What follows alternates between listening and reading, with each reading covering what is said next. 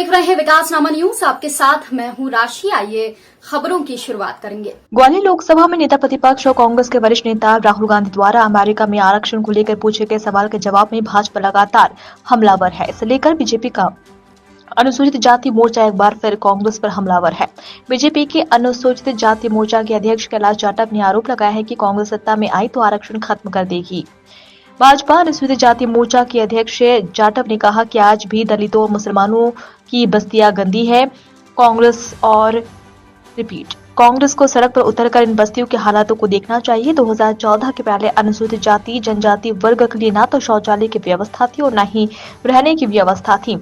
केंद्र में नरेंद्र मोदी की सरकार आने के बाद ये संभव हुआ है। उल्लेखनीय है कि कांग्रेस नेता राहुल गांधी ने अमेरिका में आरक्षण को लेकर पूछे गए सवाल के जवाब में कहा था कि जब तक भारत में सभी लोगों में समानता नहीं आएगी तब तक आरक्षण व्यवस्था लागू रहेगी। इसके बाद ही आरक्षण को खत्म किए जाने पर विचार किया जा सकता है। इसे को लेकर बीजेपी कांग्रेस नेता राहुल गांधी के खिलाफ अभियान चला रही है।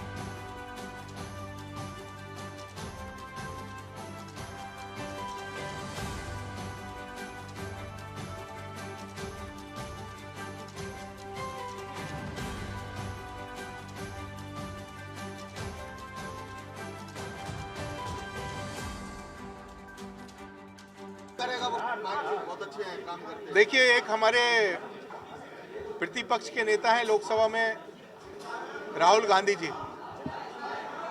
उन्होंने विदेश में जाकर भारत में अगर कांग्रेस की सरकार बनती है तो हम आरक्षण को खत्म कर देंगे।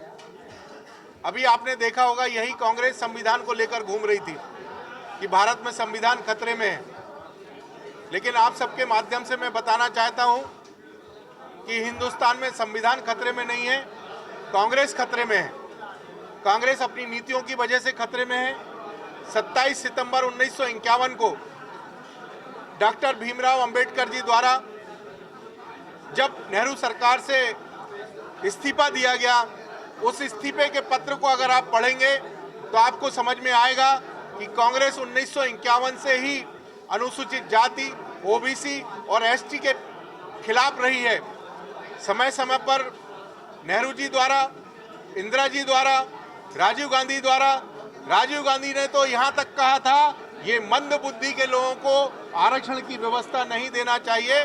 लेकिन जिस तरीके से 2014 में मोदी जी की सरकार बनी, उन्होंने इस समाज की चिंता की और उस चिंता के आधार पर मैं कह सकता हूँ कि आज जितनी योजनाओं का लाभ अनुसूचित जाति और मुसलमान भाइयों को मिल रहा है वह बहुत सराहनीय है।